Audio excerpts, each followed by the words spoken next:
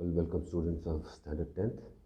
We will continue with our discussion of the chapter Bholi, written by K.A. Abbas. It's a story of a girl coming of age, of a girl who is considered a simpleton, who could be fooled easily, to a girl with character who could take a stand for herself. So far we have read that when Bholi met with two accidents when she was born, one she fell down off the bed and some part of the brain was considered damaged, so she was considered slow learner. And the second, that as a child she also had smallpox, so and the pox marks were on over her face, so she became ugly as well.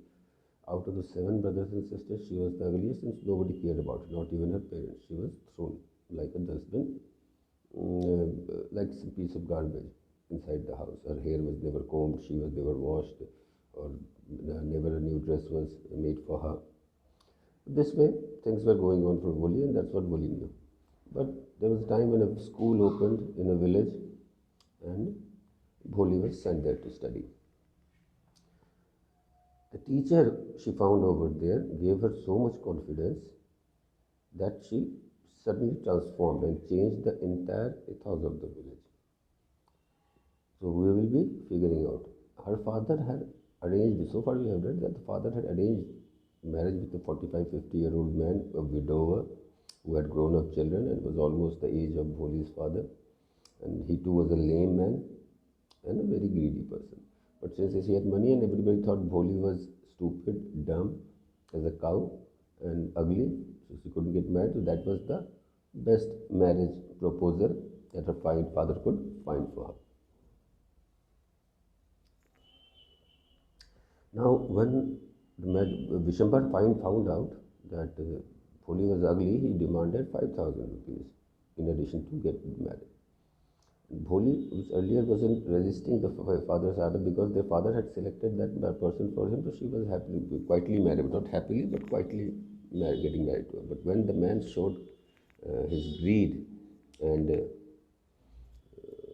what do you say, man was so cowardly and condemnable person that she took a step. And when she was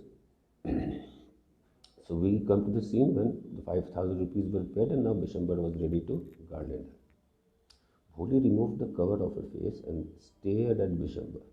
Her eyes were full of disrespect for him. There was no anger or hatred in her eyes. As Vishambhar was about to garland her, she struck her hand at the garland as quick as a streak of lightning. The garland flew and fell into the sacred fire. She threw away her veil too. That's what happened when he was about to garland. She threw away the garland into the fire and threw her garland away, took off her veil, and basically refused to marry Vishambhar. Bholi addressed her father by saying Pitaji. Her voice was clear and she spoke without stammering. Her family was shocked to see this. She continued and said that her father should take back his money as she would not marry this man. Ramlal was shocked to hear all that. Even the relatives started whispering that the girl was shameless, as she was refusing to the marriage. Ramlal grew angry and shouted at Bholi that she had gone mad because such an act of her could bring disgrace to their family. Bholi replied that it was for the sake of her family's honor that she had consented to marry the lame old man, but she was not ready to marry a greedy coward. Now, this is interesting. In a village where ladies were not supposed to raise their voice, not to oppose their parents' decision, there was this girl Bholi, who had completely transformed. And now she rose her voice against injustice. She didn't care about what the other relatives were thinking about her. Even told Ramlal that she was marrying Ramlal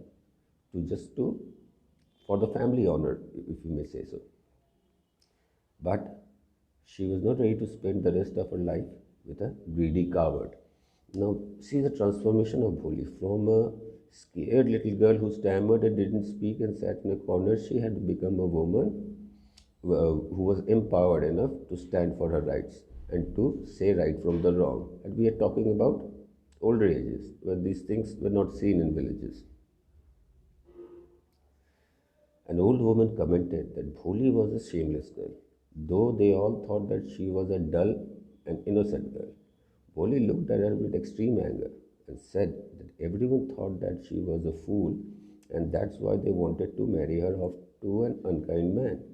They call her shameless because she could take a stand for herself. Bishambarnath and his friends and his family started to return.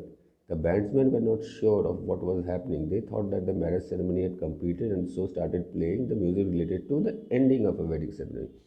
Now the scene got crazier. Old woman of the village started calling Bholi a shameless girl, but Bholi was in extreme anger and she resisted and she said she could speak more if she was confronted. Then she was being called shameless because she took a stand for herself. Bishambarnath had no other option. He had to leave the wedding and return empty-handed. But the bandsmen, they had no idea what was going on inside. So when they saw Bishambar coming out, they thought the marriage was over and started the music related to the end of wedding ceremony. Ramlal was in deep sorrow. He was feeling ashamed. The flames of the sacred fire died after some time and the guests too went away. And then asked Bholi that what would be her future now and who would marry her. Bholi replied that she would take care of both her parents and would teach in the same school that had made her learn so much. She sought the approval from her teacher, who was quietly watching all the drama. She approved Bholi's statement. She was deeply satisfied with Bholi's response to the whole situation. It was similar to the way an artist feels when he sees his masterpiece once it is complete. So now, what would be the future of Bholi? That was troubling Ramlal, and he was also feeling ashamed. After a while, the flames of the sacred fire died also. And she asked Bholi, what would be your future like? What are you going to do now? Nobody is going to marry you. She said, I don't care about getting married. I will stay at home, take care of you and my ma when you grow old. And I will earn a livelihood by teaching in the school, same school where I got education. And she looked at her teacher, and the teacher was looking at Bholi with pride in her eyes, seeing her creation, her masterpiece had become such a gem. Now let's take to question number 1. Bholi had many apprehensions about going to school. What made her feel that she was going to a better place than her home? In the beginning, Bholi was scared of the idea of going to school. She was reminded of their cow Lakshmi, who had been turned out of the house and sold off. It was when, for the first time in her life, she was bathed, her hair was washed and oiled, and was dressed in clean clothes, that she felt she was going to some better place than her home. She had never received such attention and care before. The next question, how did Bholi's teacher play an important role in changing the course of her life? Bholi was always laughed at by everyone. People used to call her dumb and laughed at her when she would fumble while speaking.